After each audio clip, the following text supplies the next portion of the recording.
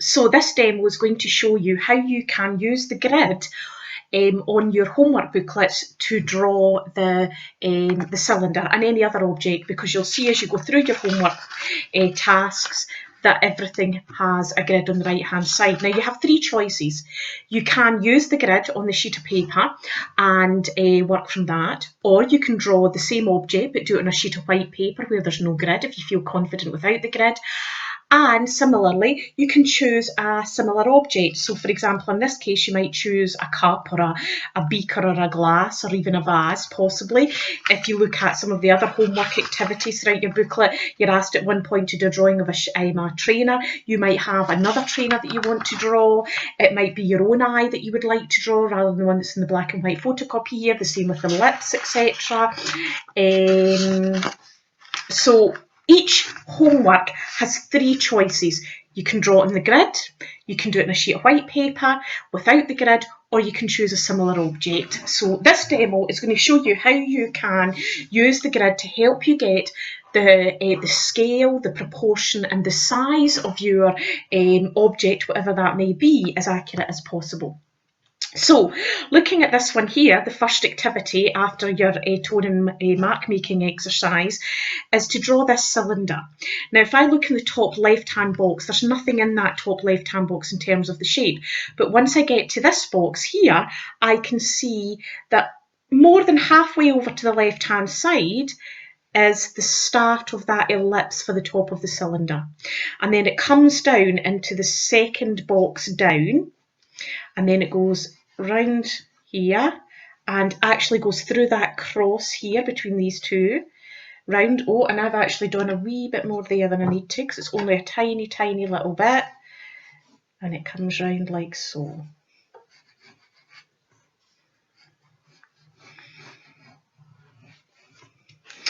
Then my cylinder comes down here, comes down another box and another one, so three boxes, 1, 2, 3, and then in the final box it comes down and it curves right round into the second box and back out a tiny touch.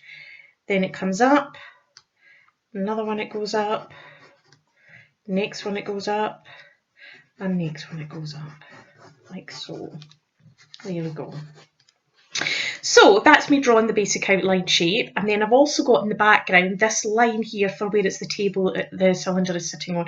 So it's up 1, 2, and then up at this angle. This one here's 1, 2, and then a wee bit further up on the third one, and it goes off like that, goes off the page, like so. So that's me drawing it out. Now it's very important that you draw lightly so that if you make a mistake, you can rub it out quite easily. Also, when I'm looking at this drawing here, I've got a shadow, so I want to draw the shadow in as well. So the shadow starts at the bottom here, goes through this box here and right through the cross on here and off the page. Then it's halfway up the second one here, goes into the third one above, goes right up and it joins this back line here. There we go. And then what I think I'm also going to draw is this light area, which is right down this left side of the cylinder, and that is where the paper is going to be completely white. So I'm drawing that out lightly so that I don't go over that. And then I'm ready to start tone and shading. Now, if you are lucky enough, you might have a H pencil. A H pencil is it's a very hard pencil, but it's also a very, very light pencil. And when you use the side of that pencil, you get a very, very light tone. You can lean a wee bit more heavily in it to get a slightly darker tone. So that's my H pencil.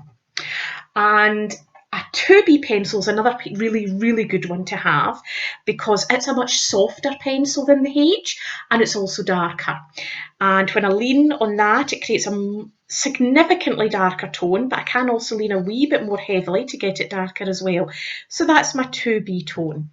And ideally you want a H and you want a 2B tone to do your tone and your shading if you're able to do that. If not, a normal HB pencil would be perfectly sufficient, and you would lean lightly with it to create a lighter tone and more heavily with it to create a darker tone. So you've seen me do the tone and shading in the first demonstration, so I'm going to go ahead and start doing the tone and the shading on this cylinder, and I will just get on with it.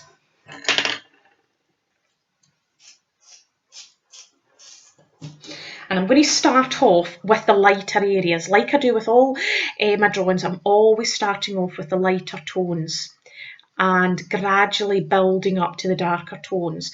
And when I'm using my shading or trying to create my shading, I am leaning lightly and I'm using the side of my pencil. I can use my rubber for highlights, and I can lean more heavily with my H pencil for any darker tones as well. But I start with my H and then I gradually build up to my 2B pencil.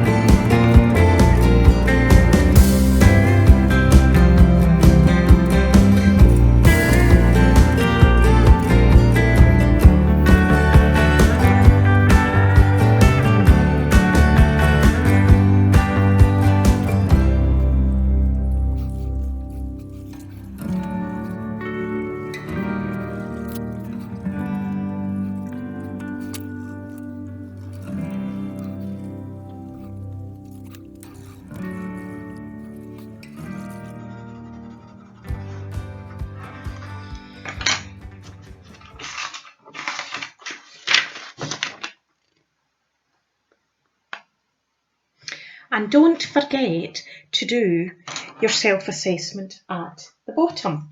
So for first year, we're aiming for level 2 by the end of the year. So the shape, does my shape have little similarity or does it have similarity? Well, I'm looking at my one and I would say it's definitely similar. So I'd put a circle around that one. Tone, have I got little or no difference in tone, or have I got a range of tones? Now when I'm looking at it, I've got white, which is just the paper. I've got my H pencil, and I've also got darker tones using my H pencil. I've used my 2B, I've used it heavily, and I did manage to use a 6B as well. So I do have a range of tones. Do I have little detail or some detail? And I would say I definitely have some detail because I've added in this shadow and I've added the shading in the background as well, which is very important. So I've got some of the background. So looking at that, because I've circled all of these ones here, I'm then looking at a level 2. So don't forget to do this part because that's really important to help you decide what your targets need to be and how you need to set yourselves your next steps in your learning for your homework. Okay, that's it.